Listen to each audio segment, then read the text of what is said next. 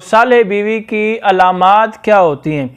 याद रखें, माएँ, बहनें और जो बेटियां हैं उनके लिए है कि जो नेक बीवी होती है ना, जो नेक बीवी होती है वो जब अपने शौहर की फर्माबरदारी करती है, शौहर का कहना मानती है, ठीक है, घर में सारी सफाई रखती है, अपने शौहर को खुश रखती है, तो उसके लिए आसमान पे फरिश्ते दुआएं करते हैं और ज़मीन में रेंगने वाले चरिंद परिंद जानवर सब उसके लिए दुआएं करते हैं, और यहाँ तक कि जो पानी के अंदर मछलियां हैं वो उसके लिए दुआ करती हैं बख्शिश व मग़फ़िरत की।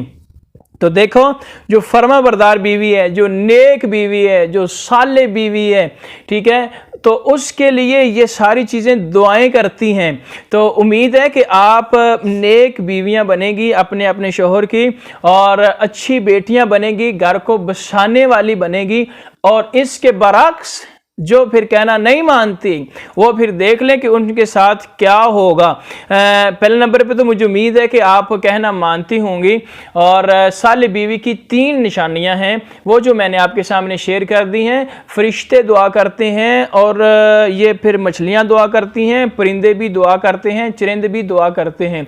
उम्मीद करता हूँ कि आप फर्मा बरदार बनेगी अपने शौहरों की। बहुत शुक्रिया। वीडियो को लाइक और शेयर कर दीजिए।